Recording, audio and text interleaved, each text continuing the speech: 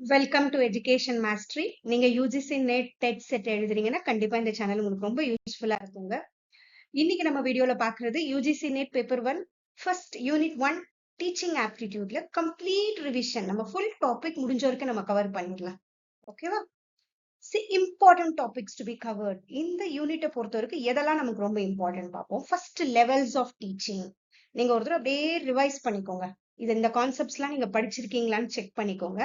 Levels of teaching ரொம்ப important. Memory, understanding, reflective. கண்டிப்பா இதுல இருந்து அட்லீஸ்ட் ஒரு கொஸ்டின் எப்பயுமே கேட்டுருவாங்க. ஓகேவா? Next effective classroom learning எப்படி இருக்கணும், எஃபெக்டிவ் டீச்சிங் எப்படி இருக்கணும், ஃபேக்டர்ஸ் அஃபெக்டிங் டீச்சிங், எதெல்லாம் நமக்கு அஃபெக்ட் பண்ணுது அந்த டீச்சிங்க, அத பத்தி. Next Bloom's taxonomy, Vygotsky, Edgar Dale, Kohlberg, இவங்க 4 அட்லீஸ்ட் இவங்கள பத்தி மட்டுமாவது கொஞ்சம் தெரிஞ்சுக்கிறது நல்லது. Next Gagne's 9 events of instructions. நான் இதை பத்தி நானே வீடியோ போட்டிருக்கேன். 9 ஈவென்ட்ஸ் ஆஃப் இன்ஸ்ட்ரக்ஷன்ஸ் எதுக்கு தேவைப்படுதுன்னா, எப்படி அந்த டீச்சர் வந்து ஒரு கான்செப்ட கிளாஸ்ல ஸ்டார்ட் பண்ணும்போது எந்த வேலை ஸ்டார்ட் பண்ணணும், அது மாதிரி 9 ஈவென்ட்ஸ் ஆஃப் இன்ஸ்ட்ரக்ஷன் இருக்கு. இது கண்டிப்பா அட்லீஸ்ட் ஒரு கொஸ்டின் எப்பயும் வருது. கேக்னேஸ் 9 ஈவென்ட்ஸ் ஆஃப் இன்ஸ்ட்ரக்ஷன். அதே மாதிரி கேக்னே வந்து லெவல்ஸ் ஆஃப் லேர்னிங்கும் சொல்லியிருக்கிறாரு. எப்படி வந்து இது 8 லெவல்ஸ் ஆஃப் லேர்னிங். கேக்னேயோட லெவல்ஸ் ஆஃப் லேர்னிங் மொத்தம் 8 இருக்கும். ஈவென்ட்ஸ் ஆஃப் இன்ஸ்ட்ரக்ஷன்ஸ் மொத்தம் 9 இருக்கும்.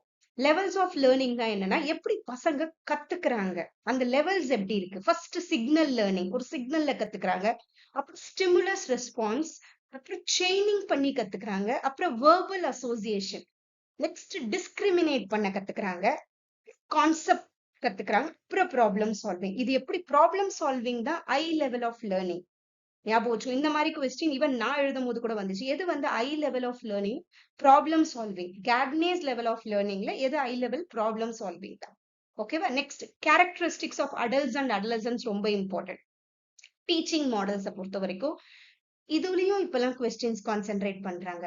யூஜிசி நெட்டை பொறுத்த வரைக்கும் உங்களுக்கு பிஒய்கியூஸ் எல்லாம் எவ்வளவுதான் நம்ம படிச்சாலும் எந்த கொஸ்டின்ஸும் கண்டிப்பா ரிப்பீட் ஆகாது. நம்ம அந்த கான்செப்ட கொஞ்சம் புரிஞ்சுக்கிட்டோம்னா ஓரளவு எல்லா பிவிக்யூஸும் நம்மள எக்ஸாம்ல அட்டென்ட் பண்ண முடியும். ஓகேவா? அதே மாதிரி பிஹேவியர் ஆல்டரிங் மாடல்ஸ்னு இருக்கு. பிஹேவியர் எப்படி நம்ம வந்து சேஞ்ச் பண்ணுது, அதுக்கு ஸ்கின்னர் சொல்லியிருக்காரு. பிஹேவியரிசம் தியரியில ஸ்கின்னர் இருக்கு. நானே வீடியோ போட்டிருக்கேன் பாருங்க, ரொம்ப ஈஸியா புரியும். ஸ்கின்னர் இருக்கு. அதே மாதிரி ஆல்பர்ட் பந்தூரா சோசியல் லேர்னிங், எப்படி பசங்க வந்து மத்தவங்களை பார்த்து கத்துக்கிறாங்க, அது ஆல்பர்ட் பந்தூரா சொன்னது. ஸ்கின்னர் அதே மாதிரி சொல்லியிருக்கிறாரு. இவர் ஸ்கின்னர் சொன்னதுல என்ன வரும் நமக்கு, பாசிட்டிவ் ரீஇன்ஃபோர்ஸ்மெண்ட் பனிஷ்மெண்ட்ஸ் வரும். ரீஇன்ஃபோர்ஸ்மெண்ட் பனிஷ்மெண்ட்ஸ் வர்றதெல்லாம் ஸ்கின்னர் சொன்னது. ஓகேவா? நெக்ஸ்ட் இன்ஃபர்மேஷன் ப்ராசஸிங் மாடல்ஸ் இருக்கு நமக்கு. இல்டா டாபா என்ன சொல்லியிருக்காங்க, எப்படி நம்ம நாலேஜ் வந்து நம்ம பாத்துக்கிறது ஒரு சீக்வன்ஸா நம்ம இது காக்னிட்டிவ் டெவலப்மெண்ட் பத்தி சொல்றாங்க. இன்ஃபர்மேஷன் ப்ராசஸிங்னாலே நம்ம ஒரு விஷயத்த பார்த்த உடனே எப்படி நம்ம பிரெயின் வந்து அதை எடுத்து கரெக்டா பண்ணுது, அதுதான் வந்து இன்ஃபர்மேஷன் ப்ராசஸ் பண்றது. அதுக்கு காக்னிஷன் ரொம்ப முக்கியம். ஓகேவா? சோ சீக்வென்ஸா நம்ம நாலேஜ் எப்படி ஆர்கனைஸ் பண்ணுது. டேவிட் ஆஸ்பெல் இவருக்கு ரொம்ப முக்கியம். அவர் என்ன சொல்றாரு, நமக்கு ஒரு மீனிங்ஃபுல் லேர்னிங் எப்படி நடக்குதுன்னா, நம்மள சுத்தி நடக்கிற விஷயம் பார்க்கும் போதும் நம்மளோட ப்ரையர் நாலேஜ்ல நடக்குதுன்னு டேவிட் ஆஸ்பெல் சொல்றாரு. அட்லீஸ்ட் இவங்கள்த கொஞ்சம் கொஞ்சம் தெரிஞ்சு வச்சுக்கோங்க. Next social interaction model, John Dewey ரொம்ப இம்பார்ட்டன்ட். இவர் என்ன சொல்றாரு, பசங்க ஆக்டிவா பார்ட்டிசிபேட் பண்ணும் போதே நிறைய விஷயம் கத்துக்கிறாங்கன்னு சொல்றாரு, ஜான் டூவியோடது. Next personal basis model, Carl Roger சொல்றாரு. அவர் என்ன சொல்றாரு, நமக்கு ஒரு சப்போர்ட்டிவ் என்வாயன்மெண்ட் இருந்தாலே நம்ம நிறைய விஷயம் கத்துக்கலாம், நாலேஜ் நம்மளால கேதர் பண்ணிக்க முடியும். ஓகேவா? நெக்ஸ்ட் வில்லியம் கார்டல் என்ன சொல்லிடுறாரு, அவரும் அதான், நம்ம பர்சனாலிட்டி எப்படி டெவலப் ஆகுதுன்னா பேஸ்ட் ஆன் எக்ஸ்பீரியன்ஸ். நம்மளை சுத்தி நடக்கிற விஷயம், நம்மளோட பாஸ்ட் எக்ஸ்பீரியன்ஸை வச்சுதான் நமக்கு வந்து ஒரு பர்சனாலிட்டி டெவலப் ஆகுதுன்னு சொல்றாரு வில்லியம் கார்டன். ஓகேவா? இதெல்லாம் ரொம்ப இம்பார்ட்டன்ட். லைட் அட்லீஸ்ட் ஒரு கீ டேர்ம்ஸ் மாதிரியாவது ஞாபகம் வச்சுக்கோங்க. ஏன்னா டீச்சிங் ஆப்டிடியூட பொறுத்த வரைக்கும் நம்ம ஈஸியா மார்க் எடுக்கலாம். Okay, next methods of teaching பொறுத்த வரைக்கும் teacher centred, learner centred, subject centred. இது 3 தெரிஞ்சுக்கோங்க. நம்ம முன்னெல்லாம் படிச்சது ட்ரெடிஷனல் மெத்தட் ஆஃப் டீச்சிங் எல்லாம் டீச்சர் சென்டர்ட். அங்க டீச்சர் வந்து ஆக்டிவா இருப்பாங்க, பசங்க பாசிவா இருப்பாங்க. லேர்னர் சென்டர்ட் மெத்தட்ல எப்படி இருக்கும்னா, பசங்க எல்லாம் ஆக்டிவா இருப்பாங்க, டீச்சர் பாசிவா ஜஸ்ட் அப்சர்வ் பண்ணுவாங்க. சப்ஜெக்ட் சென்டர்ட் ஃபர்ஸ்ட் நம்ம சப்ஜெக்ட்டுக்கு தான் ரொம்ப இம்பார்ட்டன்ஸ் கொடுக்கும். ஓகேவா? நெக்ஸ்ட் டீம் டீச்சிங்னா என்ன? டீம் டீச்சிங்னா என்னன்னா, 2-3 டீச்சர்ஸ் சேர்ந்து பிளான் பண்ணி பண்றது டீம் டீச்சிங். ஃபிளிப்டு கிளாஸ் ரூம்னா என்ன? ஃபிளிப்டு கிளாஸ் ரூம்னா என்னன்னா, ஃபர்ஸ்ட் டீச்சர் ஒரு வீடியோவை அனுப்பிச்சிருவாங்க, அதுக்கப்புறம் நெக்ஸ்ட் டே ஸ்கூலுக்கு வந்து பசங்க எல்லாம் அதை பத்தி டிஸ்கஸ் பண்றது, அது flipped class. Next project method, இது ஆரம்பிச்சது கில் பேட்ரிக், இதுவும் ஞாபகம் வச்சுக்கோங்க. Project method. பிரெயின் ஸ்டார்மிங், பிரெயின் ஸ்டார்மிங்னா ஒரு சிச்சுவேஷனை சொல்லி பசங்க எப்படி அந்த யோசிக்கிறாங்க, அந்த பிரெயின் ஸ்டார்மிங் கொஸ்டின்ஸ் நம்ம கேட்டு அது மூலியமா பசங்களை படிக்க வைக்கிறது, அது பிரெயின் ஸ்டார்மிங். இதெல்லாம் லேர்னர் சென்டர்ட்ல சேர்ந்துடும். நெக்ஸ்ட் ரோல் பிளேயிங், அதே மாதிரி ஒரு கேரக்டர்ஸ் இது பண்ணி அதை வச்சு ஒரு நாலேஜ் கேதர் பண்றது, ரோல் பிளேயிங், இது ஒரு learner centred method. Simulation, simulations ஒரு ரியல் லைஃப் எக்ஸ்பீரியன்சஸ் மூலியமாவே படிக்க வைக்கும். ஓகேவா, அது ரியல் லைஃப். சிமுலேஷன் வந்துச்சுன்னா ரியல் லைஃப் அந்த மாதிரி எதனா ஒரு கீ டேர்ம் வந்துச்சுன்னா அதுதான் ஆன்சர். நெக்ஸ்ட் செமினார், செமினார்ல என்ன பண்ணுவோம், இப்போ அந்த அந்த துறையிலேயே யார் பெரிய ஆளோ அவங்களை கூப்பிட்டு அதை ஒரு செமினார் கண்டக்ட் பண்றது, அந்த மாதிரி படிக்க வைக்கிறது. அப்புறம் case study, case study teacher வந்து ஏதோ ஒரு சிச்சுவேஷனை கொடுக்கறதோ ஏதோ ஏதோ ஒரு திங் பத்தியோ பசங்க வந்து இன்னும் கொஞ்சம் ஒரு பிரீஃபா ரிசர்ச் மாதிரி பண்ணுவாங்க, அது கேஸ் ஸ்டடி மூலியமா படிக்கிறது. ஓகேவா, இப்ப இருக்கிறது வந்து நம்ம படிக்கிற எல்லாமே, இப்ப இருக்கிற எஜுகேஷன் சிஸ்டம் முக்கால்வாசி கன்ஸ்ட்ரக்டிவிசம் ஃபாலோ பண்றோம். இங்க வந்து நம்ம வந்து லேர்னர் சென்டர்ட் தான் மேக்ஸிமம். ஈவன் NEP 2020 பொறுத்த வரைக்கும் கன்ஸ்ட்ரக்டிவிசம்க்கு தான் இம்பார்ட்டன்ட். பசங்க வந்து நாலேஜ் அவங்களே வந்து கன்ஸ்ட்ரக்ட் பண்ணி கத்துக்கணுங்கிறது தான் இம்பார்ட்டன்ஸ் கொடுக்கணும். அதனால நல்லா ஞாபகம், எந்த கொஸ்டினும் எந்த மெத்தட்ல நடக்குதுன்னா லேர்னர் சென்டர்ட்ல தான் நடக்கணும். கன்ஸ்ட்ரக்டிவிசம் தான் ரொம்ப இம்பார்ட்டன்ட். நெக்ஸ்ட் மூக்ஸ், இதுவும் ரொம்ப மேசிவ் ஓப்பன் ஆன்லைன் கோர்ஸ். இதை பத்தி கண்டிப்பா அட்லீஸ்ட் ஒரு கோர்ஸ் வந்துடும், எந்த அளவுக்கு மூக் கோர்சஸ் ரொம்ப உதவுது அந்த மாதிரி. ஸ்வயம் பத்தி, ஸ்வயம் பிரபா பத்தி ஆல்மோஸ்ட் எல்லா வாட்டியும் கேட்டுட்டு இருக்காங்க, கண்டிப்பா நீங்க படிங்க.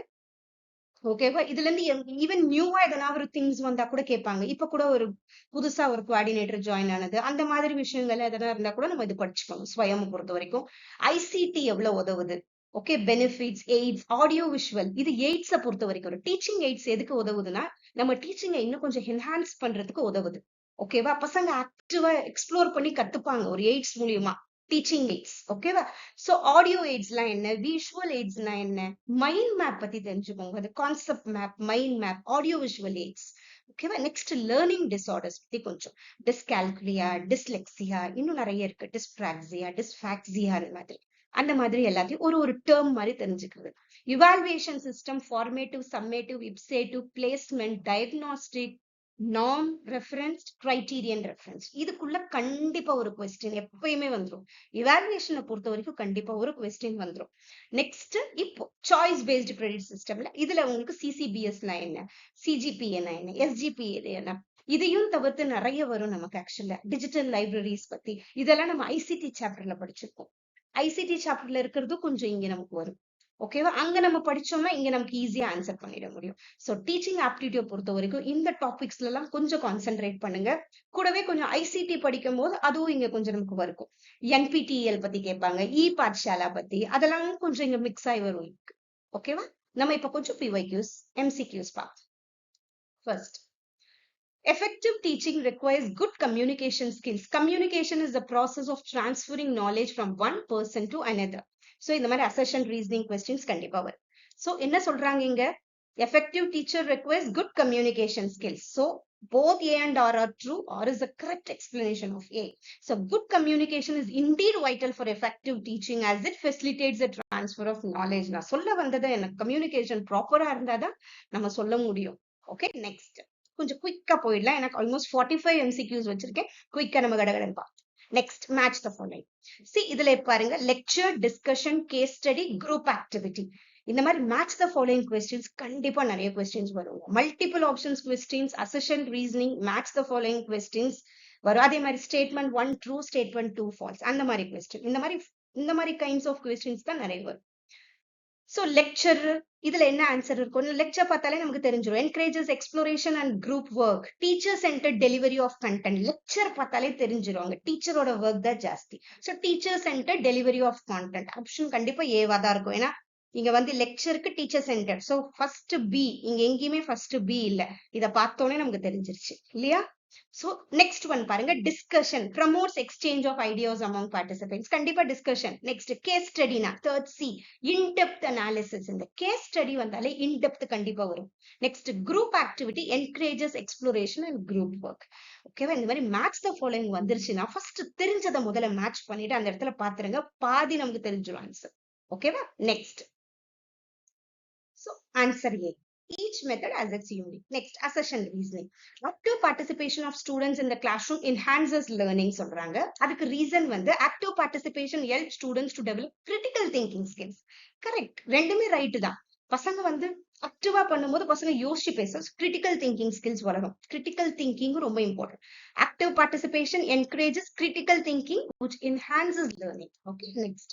Which teaching method is most suitable for developing critical thinking skills? எது வந்து ரொம்ப முக்கியம்? Discussion method. பசங்க லெக்சர் மெத்தட்ல வந்து பாசிவா தான் இருப்பாங்க. டெமான்ஸ்ட்ரேஷன் மெத்தட்ல டீச்சர் டெமான்ஸ்ட்ரேட் பண்றாங்க. டிக்டேஷன் மெத்தட்லயும் டீச்சர் தான். இதுல டீச்சரோட பார்ட் தான் மத்ததுல ஜாஸ்தி. பட் டிஸ்கஷன் மெத்தட்ல தான் ஸ்டூடெண்ட்ஸோட பார்ட்டிசிபேஷன் இருக்கும்.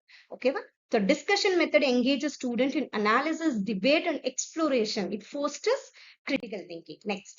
Which of the following are key components of effective teaching? எதெல்லாம் வந்து effective teaching ஓட key components? இந்த ஆன்சர் இருக்கு. So A என்னன்னா 1, 2, 3 clear objectives இருக்கணும். Engaging instructional strategies. இந்த instructional வந்துச்சுன்னா வேற ஒண்ணுமே இல்லை. கிளாஸ் ரூம்ல நான் எதெல்லாம் எப்படி அந்த நான் எடுத்துட்டு போறேன் அந்த கான்செப்ட் எப்படி நான் ஒரு ஸ்டெப்ஸா சொல்லி கொடுக்குறேன்ல அதுதான் இன்ஸ்ட்ரக்ஷன்ஸ். ஓகேவா? So engaging instructional strategies, regular assessment, rigid adherence to the single. அத மாதிரி பண்ண முடியாது இல்ல. கிளாஸ் ரூம்ல சம்டைம்ஸ் அந்த சிச்சுவேஷன் அந்த கான்செப்டுக்கு ஏத்த மாதிரி நம்ம மெத்தடை சேஞ்ச் பண்ணணும்.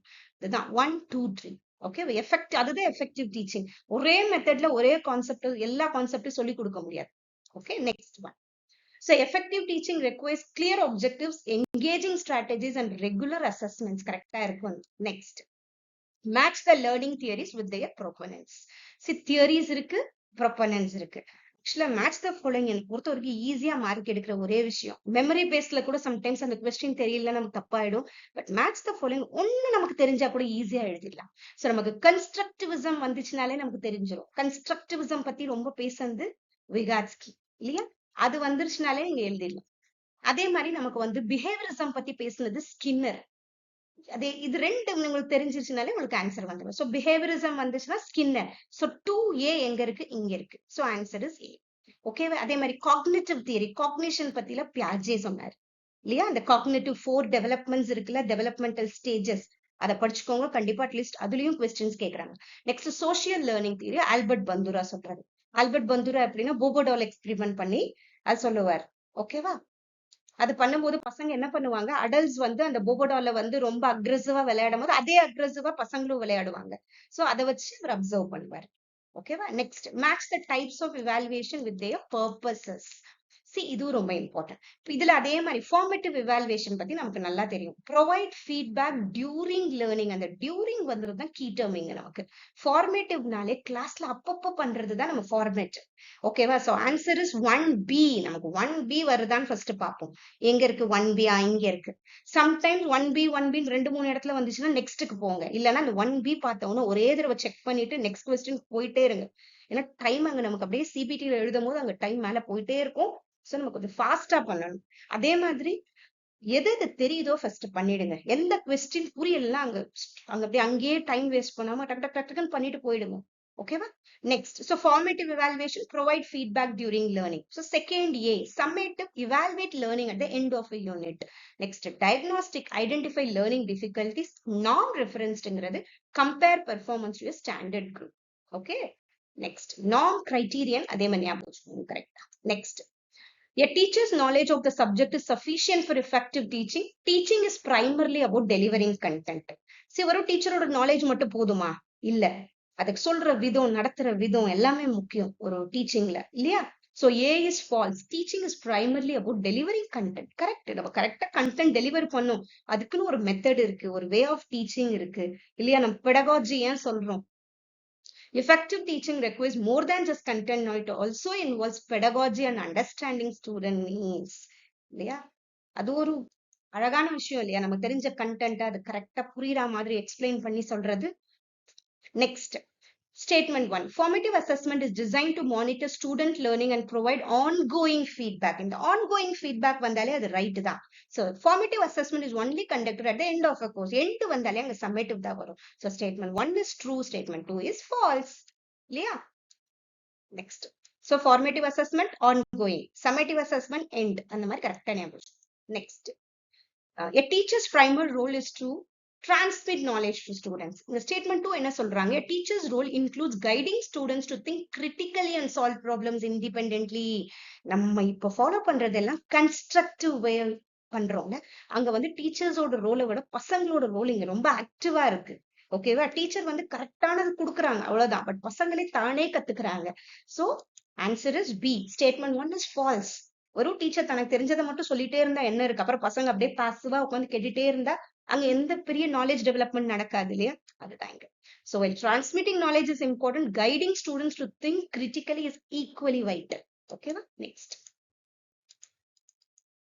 Which teaching method is most effective for adult learners? Adult learners க்கு எந்த teaching method ரொம்ப lecture based கிடையவே கிடையாது. rote memorization, dictation இதெல்லாம் பண்ணா பசங்க adult learners interactive workshops. ஏன்னா அந்த ஏஜ்ல பசங்க வந்து ஒரு self directed learningல இருப்பாங்க. தானே கத்துக்கணும்னு நினைப்பாங்க. So adult learnersக்கு இந்த மாதிரி interactive workshops அந்த மாதிரி வந்துச்சுன்னா அதுதான் கண்டிப்பா.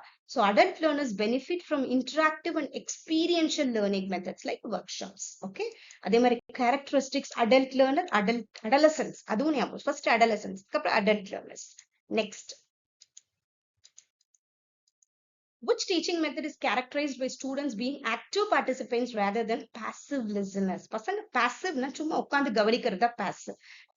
தானே இன்வால்வ் ஆகி பண்றது ஆக்டிவ். So discussion method. ஓகேவா? சம்டைம்ஸ் இந்த மாதிரி ஈஸி கொஸ்டின்ஸும் வரும். ஃபர்ஸ்ட் அதெல்லாம் முடிச்சிடணும். Next, what is the primary advantage of the choice based credit system? இந்த சிபிசிஎஸ் எதுனா flexibility in course selection and pace of learning. Okay, நம்ம CBCS offers students the flexibility to choose courses according to their interest and pace, enhancing their learning experiences. இத பத்தி இன்னும் கொஞ்சம் டீப்பா கூட தெரிஞ்சுக்கலாம். ஓகே, சிபிசிஎஸ் இப்ப நிறைய கிரெடிட்ஸ் வச்சிருக்கு. ஒவ்வொரு சப்ஜெக்ட் ஒவ்வொரு கண்டென்ட்டுக்கு இதுக்கு இவ்வளோ கிரெடிட்ஸ் இருக்குன்னு வருதுல்ல, அதை பத்தியும் தெரிஞ்சுக்கலாம். Next, in a learner-centered classroom, the teacher is the sole source of knowledge. Learner-centered. In a learner-centered classroom, students are encouraged to explore and discover knowledge on their own. So, kandipa statement 2 is true. In a learner-centered, the teacher is the sole source of knowledge. Kandipa teacher kudukranga da. ஆனா அவங்க வந்து என்ன பண்றாங்க? பசங்களுக்கு இது பண்ணணும் தான் சொல்றாங்க. ஆனா மெயின் ரோல் எடுத்துக்கிறது இங்க வந்து பசங்க தான். So statement 1 is falls, statement 2 is true. இந்த சோல் சோர்ஸ் ஆஃப் நாலேஜ்னு சொன்னா அது வந்து ட்ரெடிஷனல் மெத்தட் ஆயிடும். ஓகேவா? Next, so a learner-centered approach encourages student exploration and active participation in learning rather than relying solely on the teacher. வெறும் டீச்சரை மட்டும் நம்பாம தானே கொஞ்சம் கத்துக்கிறது, நாலேஜ் இன்னும் கொஞ்சம் டெவலப் பண்ணிக்கிறது. Okay, next, which teaching method is most effective for adult learners? So interactive workshop, இதுவே repeat ஆயிருக்கு. Okay, next, which teaching method is characterized by students being active participants rather than passive listeners? Discussion method. Okay, next, which of the following is considered an innovative evaluation method in modern education system? இப்ப இருக்க education systemல நம்ம எப்படிலாம் use பண்ணிட்டு இருக்கோம்? Continuous and comprehensive evaluation. நம்ம எழுதும்போது தனித்தனி exams வரும், அப்படியே எழுதுறோம். இப்ப வந்து ஃபுல்லா ஃபார்மேட்டிவ்ல பண்ணும்போது டெய்லி பசங்களை அப்பப்போ பசங்களை நம்ம மானிட்டர் பண்ணிட்டே இருக்கோம். அதான் continuous and comprehensive evaluation. It is an innovative approach that assess students continuously throughout the year, focusing on both scholastic and co-scholastic. ஸ்காலஸ்டிக்னா அகடமிக் மட்டும் இல்லாம மத்த விஷயம் கூட தான். ஓகேவா? எல்லாமே கோஸ்காலஸ்டிக்ல சரி. Next, which of the following is the most appropriate reason for using teaching aids in the classroom? எதுக்காக நம்ம teaching aids யூஸ் பண்ணணும்? To keep students busy, to enhance memory power, to clarify and reinforce concept, to speed up the lesson. இந்த மாதிரி பார்த்தா நம்ம என்ன சொல்லுவோம்? இல்ல 2-3 ஆப்ஷன்ஸ் நமக்கு சரியா தானே இருக்கேன்னு கேட்போம் இல்லையா? இதுல பட் எது மோஸ்ட் அப்ரோப்ரியேட் ஆன்சர் இதுக்கு செக் ஆகுது பாருங்க. To keep students busy, கண்டிப்பா ஓகே வச்சுக்கலாம். 25% right. To enhance memory power, okay இதுவும் ஓகே. பசங்க ஒரு கான்செப்டை 10 தடவை பார்த்தா அந்த மெமரி பவர் ஓகே, அது கூட okay 25%. But to clarify and reinforce concepts, இது கண்டிப்பா இல்லையா? ஒரு விஷயத்தை வந்து நல்லா பார்த்து புரிஞ்சுக்கிறாங்க இல்லையா? To reinforce and clarify and reinforce concepts நல்லா புரிஞ்சுக்க முடியுது பசங்களால. அதுதான் main. To clarify and reinforce concepts. Teaching aids are tools that enhance the understanding of concepts by making learning more interactive and visual. விஷுவலா பார்த்து கத்துக்கலாம். இந்த மாதிரியும் சில கொஸ்டின்ஸ் வரும். நமக்கு ஒரு ஆப்ஷன் தோணும், ஆனா வந்து என்டிஏல வேற ஆப்ஷன் கொடுப்பான். அதுதான் உனக்கு மோஸ்ட் அப்ரோப்ரியேட்டா இருக்கும். ஸோ கொஞ்சம் அந்த மாதிரி கொஸ்டின்ஸ் வந்துச்சுன்னா எது ரொம்ப கரெக்டா இருக்கும்னு யோசிச்சுட்டு ஆன்சர் பண்ணுங்க.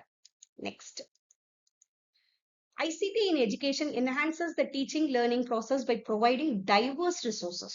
Okay, ICT tools can replace the role of teachers in the classroom. கண்டிப்பா இல்ல இல்லையா, டீச்சர்ஸ் கண்டிப்பா அவங்களுக்குன்னு ஒரு ரோல் அங்க இருக்கு. சோ இது தப்பு, ரீசன் இஸ் ராங்.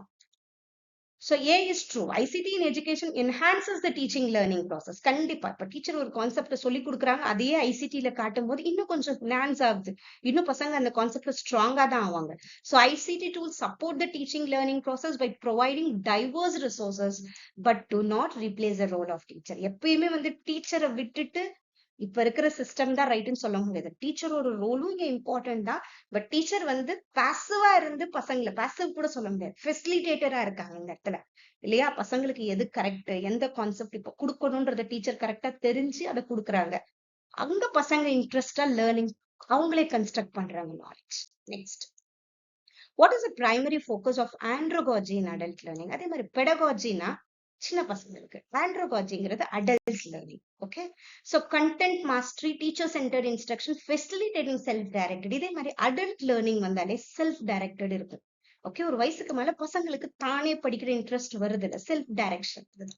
சோ ஆண்ட்ரோகாஜி வந்து focus on self direct. Next, in the context of teaching, which of the following best describe the flipped classroom model? இதே மாதிரி flipped classroom நான் அப்பயே சொன்னேன். ஃபர்ஸ்ட் டீச்சர் ஒரு வீடியோ அனுப்பிச்சிருவாங்க, நெக்ஸ்ட் டே அந்த கண்டென்ட்டை பத்தி ஒரு கிளாஸ்ல டிஸ்கஷன் நடக்கும். அதுதான் flipped classroom model.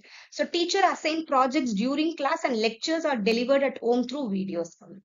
Okay, next இந்த மாதிரி வந்து ஃபிளிப்னால என்னது, அப்படியே தலைகீழா நடக்கிறது.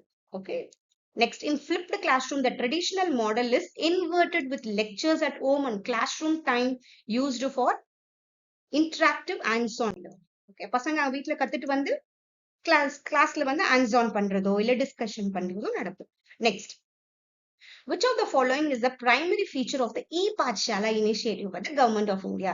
e-Pathshala பொறுத்தவரைக்கும் ICT கான்செப்ட்லயே நமக்கு கொண்டு வருவாங்க. Okay, so providing physical, so offering free digital education resources நமக்கு கிடைக்கும். e-Pathshala நிறைய digital education resources கிடைக்கும்.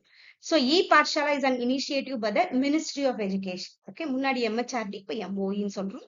Government of India, even NCERT சேர்ந்து என்ன பண்றாங்க, that provide free access to a variety of digital educational resources including textbooks, audio, video and other materials for students and teachers.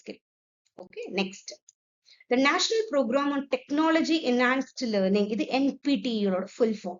National Program on Technology Enhanced Learning, okay, is primarily designed, எதுக்காக இதை design பண்ணாங்க, provide online certification courses in engineering and sciences. NPTEL courses maximum focus பண்ணது எல்லாமே engineering and sciencesல தான். Okay, even நீங்க ஸ்வயம் portal போனாலும் அங்கேயே NPTEL இருக்கும். Okay, next, so NPTEL is an initiative by the Indian Institute of Technology and the Indian Institute of Science, IISc, அவங்க சேர்ந்து பண்ணது to offer online certification courses in engineering, science, humanity and primarily for students and working professionals காக ஆரம்பிச்சு. Next, according to Vygotsky, what is a zone of proximal development? ZPD ன்னு சொல்றது ரொம்ப important. Vygotsky பொறுத்த வரைக்கும் இவர் என்ன சொல்லியிருக்காரு, பசங்க வந்து கன்ஸ்ட்ரக்டிவிசம் சொல்றதும் இவர் தான், எப்படி பசங்க நாலேஜ் கன்ஸ்ட்ரக்ட் பண்றாங்க. நெக்ஸ்ட், Vygotsky சொல்றது சோசியல் லேர்னிங் பத்தி. ஓகே, பசங்க சுத்தி இருக்கிறவங்களை வச்சே நிறைய விஷயம் கத்துக்கிறாங்க, பார்த்து கத்துக்கிறது, சுத்தி இருக்கவங்க கிட்ட கத்துக்கிறது, அதை பத்தி பேசியிருக்காரு.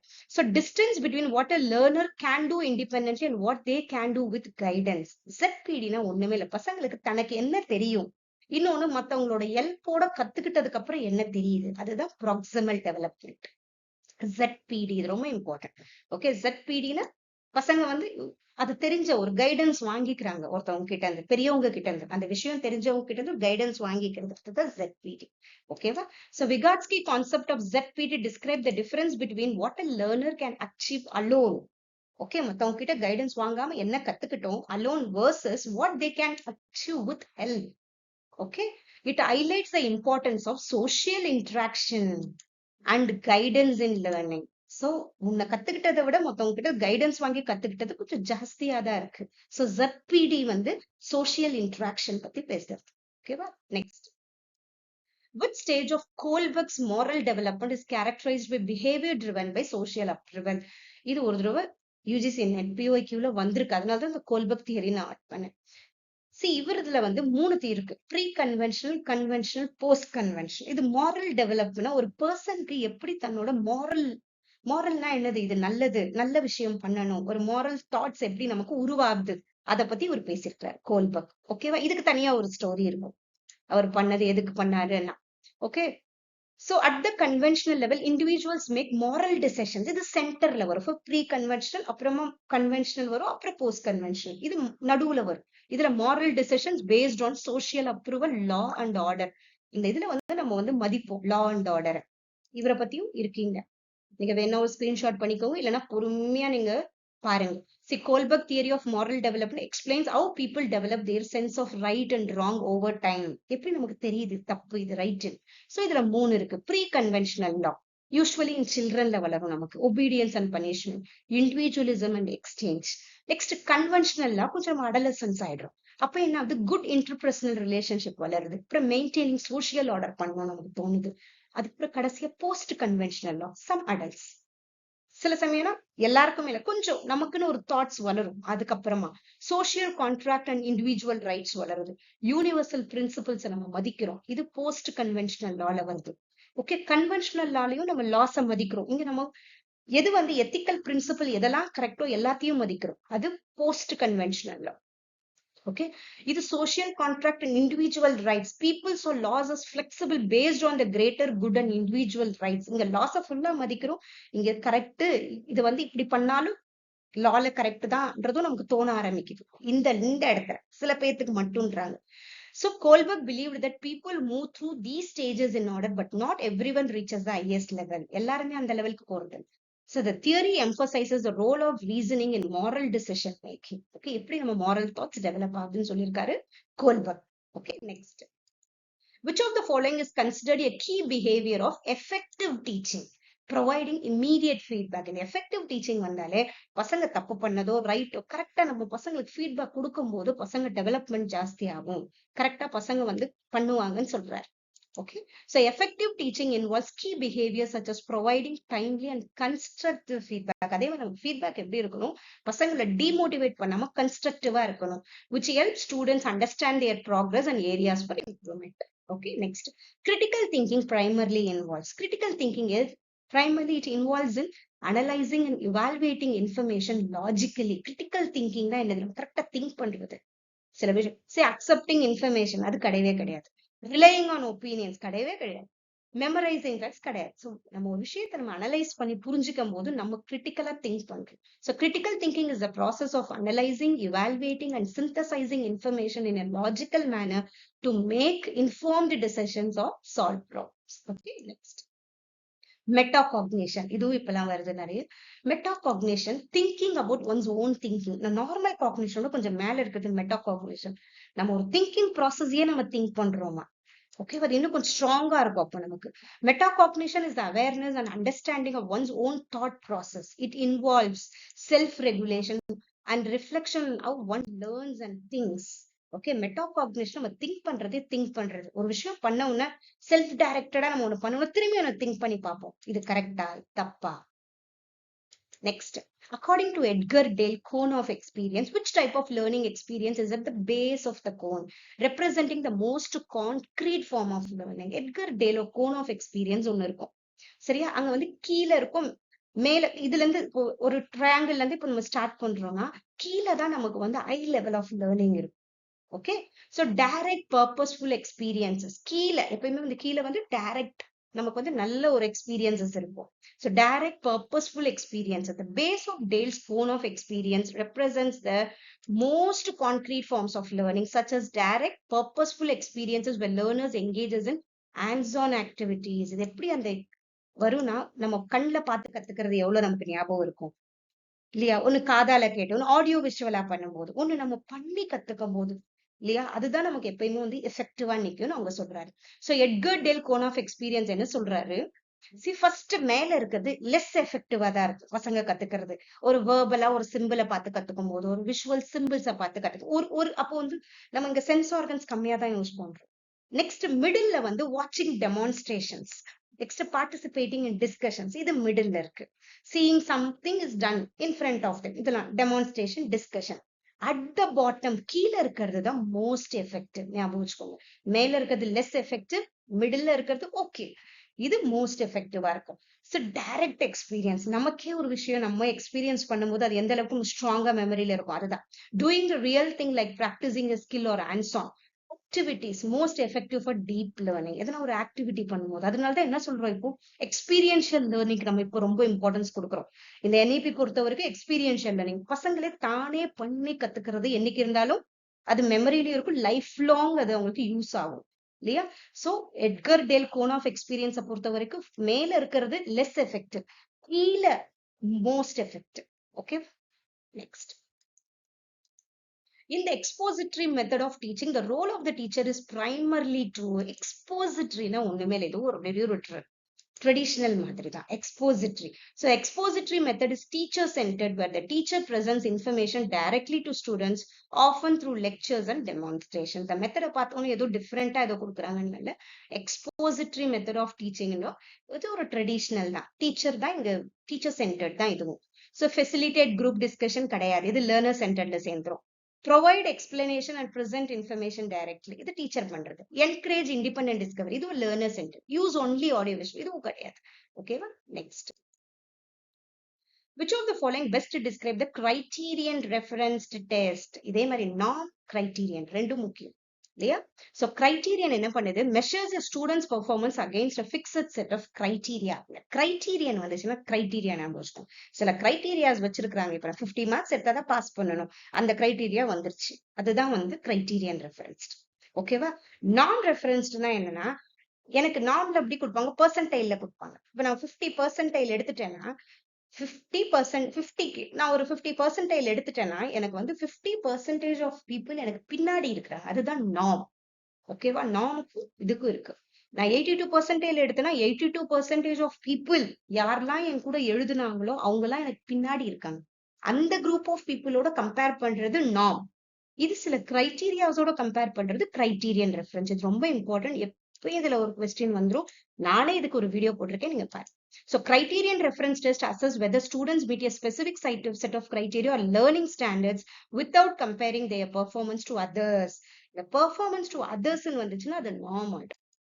Next, reflective level of teaching primarily focuses on developing critical thinking and problem solving. Reflective level கண்டிப்பா முக்கியம். நம்ம reflective levelல தான் நம்ம வந்து next level, memory level, அப்புறம் understanding, அப்புறம் reflective level. ஓகேவா? இந்த rote memorization இதெல்லாம் வந்துச்சுன்னா memory level. தாட்லெஸ்ஸா நடக்கும்னு இருக்கும். தாட்ஃபுல்லா நடக்கிறது அண்டர்ஸ்டாண்டிங் லெவல் தான். ஆக்சுவலி டீச்சர் வந்து டீச்சரோட ரோலும் அங்க இருக்கும், பட் அண்டர்ஸ்டாண்டிங் லெவல்ல தான் நிறைய விஷயம் பசங்க கத்துக்கிறாங்கன்னு இருக்கும். ஆனா ரிஃப்ளெக்டிவ் லெவல்ல பசங்க எப்படி அதை யூஸ் பண்றாங்க, அதுதான் ரிஃப்ளெக்டிவ் லெவல். அதே மாதிரி ரிஃப்ளெக்டிவ் லெவல்ல ரெண்டு இருக்கும். First reflective level of teacher எப்படி ரிஃப்ளெக்டிவ் லெவல்ல தன்னோட ஸ்ட்ராட்டஜி கரெக்டான்னு செக் பண்ணுவாங்க டீச்சர், அது reflective level of teaching, teacher check பண்றாங்க. அதே மாதிரி லேர்னிங் வந்து பசங்களுக்கு அதுக்கு ஏத்த மாதிரி கொடுப்பாங்க, ப்ராப்ளம் சால்விங், கிரிட்டிக்கல் திங்கிங், இதெல்லாம் வந்து ரிஃப்ளெக்டிவ் லெவல்ல சேரும்.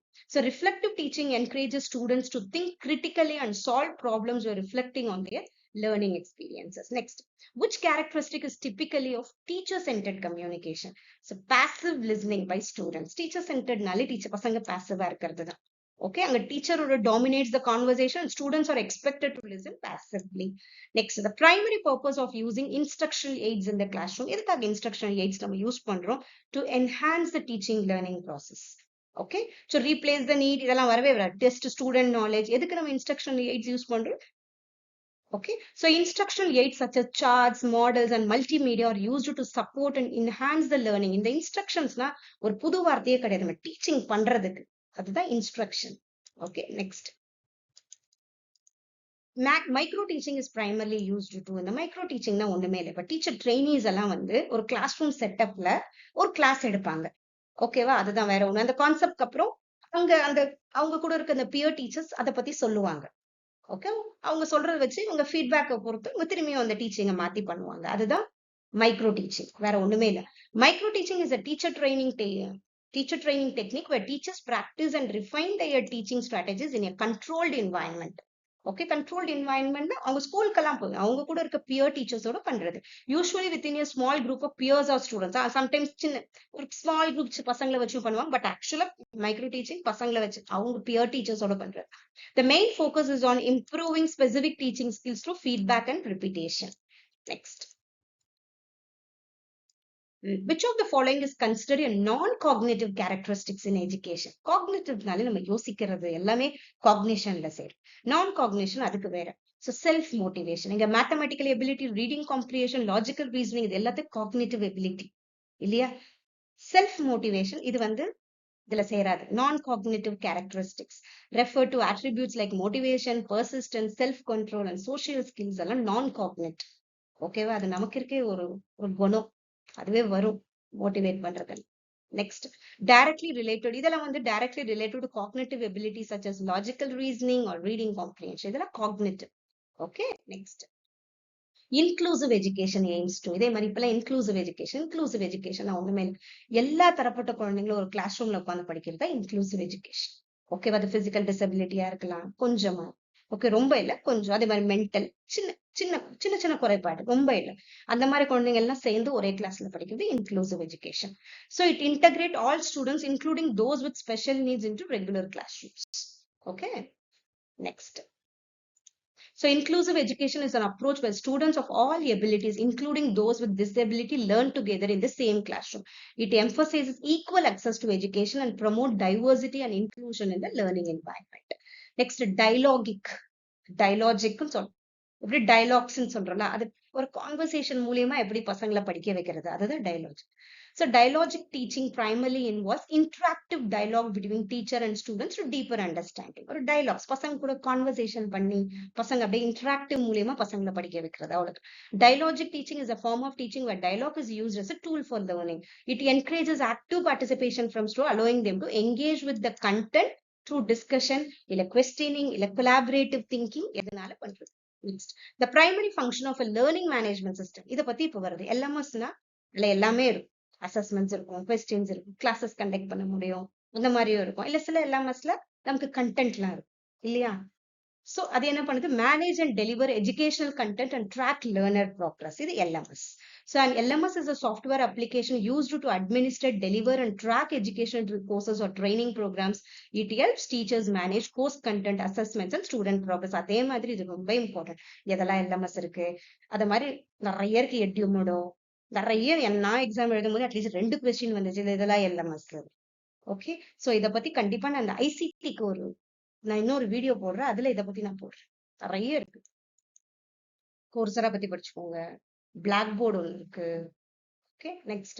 Which of the following is a key feature of cooperative learning? Cooperative learning நாலே பசங்க சேர்ந்து படிக்கிறது. So students working together in small groups to achieve some common goals. So cooperative learning involves student working. The cooperative learning இதெல்லாம் இப்போ new kinds of learning. இத பத்தி கண்டிப்பா questions கேட்கலாம். So cooperative learning involves students working in small group to accomplish shared learning goals. So collaborate படிக்கிறது. Okay, next. The learning curve in educational psychology represents, learning curve 9, a graphical representation of the rate of learning over time. பசங்களோட rate of learning வளருது இல்லையா? So learning curve is a graphical representation that shows how learning progresses over time. It typically illustrates how learners improve their performance as they gain experience or practice in new skill. The curve often starts steeply as learners make rapid progress, then flattens as the rate of learning slows down as they approach mastery. So learning curve na பசங்க எப்படி develop ஆறாங்க படிப்புல, அந்த learning, அதை பத்தி வந்து learning curve. Next, dyscalculia, அந்த learning disorders கொஞ்சம் தெரிஞ்சுக்கிறது நல்லது. Dyscalculia is a learning disorder that primarily affects mathematical ability. Calculia calculation, so mathematical ability. இது வந்து பசங்க இந்த ப்ராப்ளம் இருந்துச்சுன்னா it impacts on individuals' ability to understand numbers, perform calculations and learning math concepts. The mathல வந்து கொஞ்சம் வீக்கா இருக்கிற குழந்தைங்க dyscalculia ப்ராப்ளம் இருக்கும். Next, dysgraphia, எழுதுறது, write legibly and express thoughts and write, அதுல ப்ராப்ளம் இருக்கு குழந்தைங்களுக்கு. So dysgraphia is a learning disorder that affects writing ability, including handwriting or other spelling, organizing thoughts on paper. நினைச்சு எழுதுறதுக்கு தெரியும், இதெல்லாம் கண்டிப்பா ரொம்ப முக்கியம். லேர்னிங் டிசார்டர், டிஸ்லெக்சியானா reading difficulty, dysgraphia writing difficulty, டிஸ்கால்குலியானா மேத் டிஃபிகல்ட்டி. ஆடிட்டரி ப்ராசஸிங் டிசார்டர்னா ட்ரபிள் ப்ராசஸிங் சவுண்ட்ஸ், பசங்களுக்கு அதை புரிஞ்சு சொல்ல தெரியாது, ஆடிட்டரியில ப்ராப்ளம். விஷுவல் ப்ராசஸிங்னா இஷ்யூஸ் இன்டர்பிரிட்டிங் விஷுவல் இன்ஃபர்மேஷன். அதே மாதிரி டிஸ்பிராக்சியாங்கிறது affecting motor skills and coordination இருக்காது, motor skills and coordination. அதே மாதிரி டிஸ்பேசியாங்கிறது language impairment impacting understanding and production of speech. குழந்தைகளுக்கு அந்த பேசுறதுல கம்மியாயிரும். Aphasia is a condition caused by brain damage that affect language ability including speaking and comprehension. இதெல்லாம் கண்டிப்பா தெரிஞ்சுக்கோங்க. At least ஒரு கொஸ்டின் எப்பயுமே லாங்குவேஜ் டிசார்டர் இந்த மாதிரிலாம் வரும், லேர்னிங் டிசார்டர்ல கண்டிப்பா வருது. ஓகேவா? கண்டிப்பா இந்த வீடியோ ரொம்ப யூஸ்ஃபுல்லா இருக்கும். மேக்ஸிமம் நம்ம டீச்சிங் ஆப்டிடியூட் நம்ம நிறைய கவர் பண்ணியிருக்கோம். இதே கொஸ்டின்ஸ் வரலனாலும் கண்டிப்பா இந்த கான்செப்ட சுத்தி தான் கொஸ்டின்ஸ் வரும். ஓகேவா? வேற யாருன்னா யூஜிசி நெட் பேப்பர் பண்ணி எழுதுறவங்க தெரிஞ்சாலும் வீடியோவை ஷேர் பண்ணுங்க, சேனலை சப்ஸ்கிரைப் பண்ணிக்கோங்க. இது மாதிரி நிறைய இன்ஃபர்மேஷனோட நிறைய யூஸ்ஃபுல் வீடியோஸ் போட நான் பிளான் பண்ணிட்டு இருக்கேன். Thank you so much.